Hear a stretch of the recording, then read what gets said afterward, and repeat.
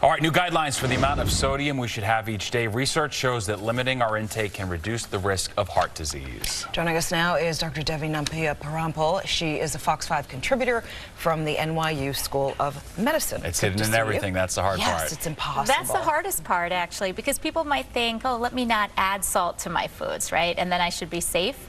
But it's in a lot of things that you might use to otherwise be healthy. So, for example, soups. People may use that to try to lose weight. Soups are full of salt because it's used as a preservative, not just for taste. You know, other things too, milk and cheese, you might think don't have that much salt, but depending on who's making it. Milk has so much more stuff in it than I thought it did when I was a kid. All the fat, all the sugar, everything. Exactly. So it's a balance. I'm not trying to scare people. I mean, there are other foods, obviously the processed foods, the fast foods, these are the ones that are the highest yield if you can cut them out.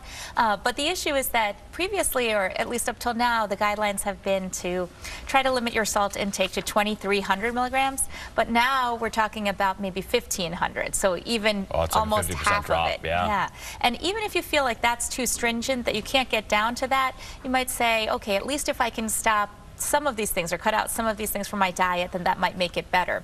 Another way to try to help your diet is to add potassium because it tends to neutralize a lot of the effects of salt on heart disease. So the way that salt causes a problem is that it can increase your blood pressure, and that in turn, you know, contributes to heart disease. Exactly. So there may be other effects as well, but maybe potassium. Gotcha. All right, less salt. We knew that. All right, good deal. All right, well, more seniors should be getting memory and cognition tests during routine checkups, according to a new report from the Alzheimer's Association. Yeah, definitely a concern. Well, right now the guidelines are actually that every senior at their wellness visit, so their annual checkup, should be assessed for any kind of cognitive deficits or memory problems. Now that rarely happens. Only 1/3 of seniors in this survey said that they actually get assessed for this, and only 16% say that they regularly get checked. But I am not surprised by that finding because I think both patients and doctors are hesitant to really talk about memory loss and maybe signs of dementia.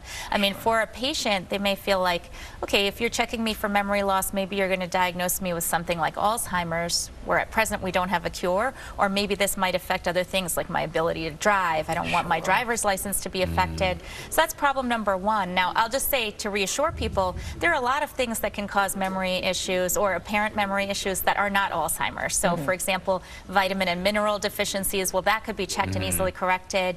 Thyroid issues can cause this problem, and usually hearing problems too. A person can look like they have memory loss because they never heard what you said in the first place, right? That's right. So I think that's very important to check. Now, the second problem is that if you're a patient, unless you have somebody with you who says that you forgot something, you may not realize that you have a memory issue, correct? So it might be hard to even know. Hard to self-report, basically, yeah. Exactly, and if you're a doctor or a nurse practitioner, PA, somebody who's evaluating the patient, you may also hesitate to bring up memory loss, and it's a longer discussion that you may not be able to bring up out of the blue. So I think it's not surprising that that number is so low, but at least we would like it to be higher so people can get treated for the things that are easily treated. Get the care they need. Exactly. Thank you, Dr. Devi. Thank you.